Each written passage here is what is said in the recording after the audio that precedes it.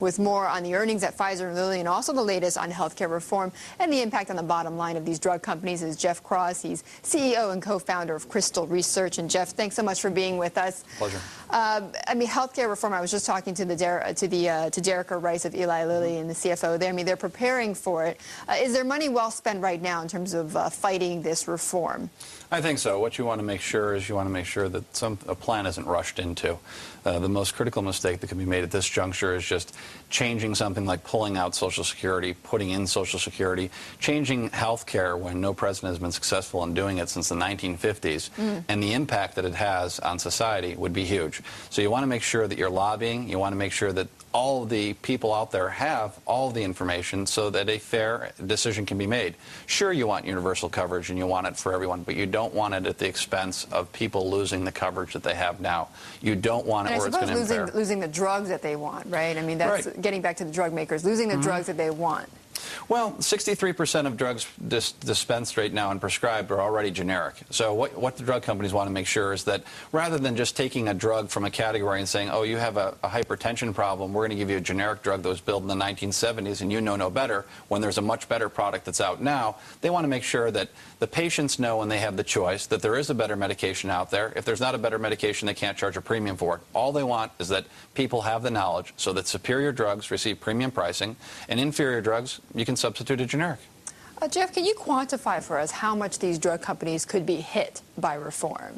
Well, the drug companies have already given back. They've said if a health care plan is approved, they're going to give back $80 billion. So it's going to be $80 billion worth of free drugs. That is a huge commitment by the pharmaceutical industry to make, and it was one of the things that helped put them in the limelight in a positive fashion, showing that they are willing to work with the president.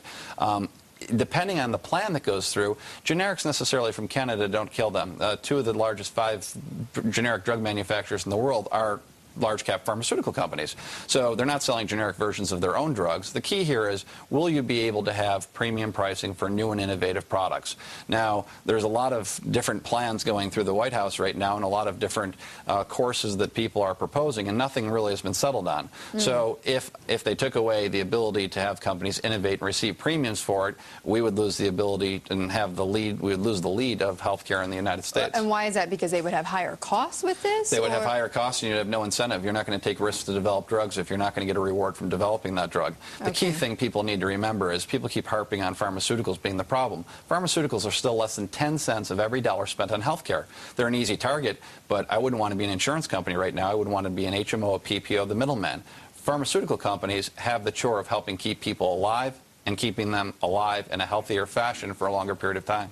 So does that mean that they're being disproportionately hit? Do you believe in this? Absolutely. Nowadays they are. With an $80 billion give back, I certainly believe they're being disproportionately hit.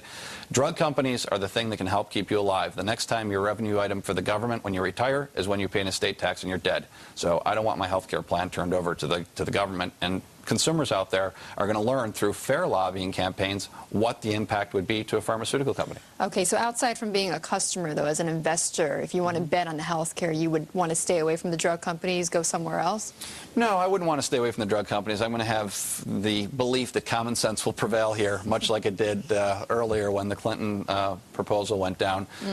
I would not stay away from drug companies. I would be investing in drug companies, but selectively. I would invest in those companies that have differentiated pipelines. I'd certainly be investing in generics. Teva would be a top pick. You know, they're one of the best manufacturers out there. I certainly wouldn't hesitate on the Pfizers. I wouldn't hesitate on the Sandozes of the world. There are good companies out there, and they are going to be the right prescription for financial health. We're out of time, but thanks so much for stopping by in our studios here. Jeff Kraws, CEO and co-founder of Crystal Research.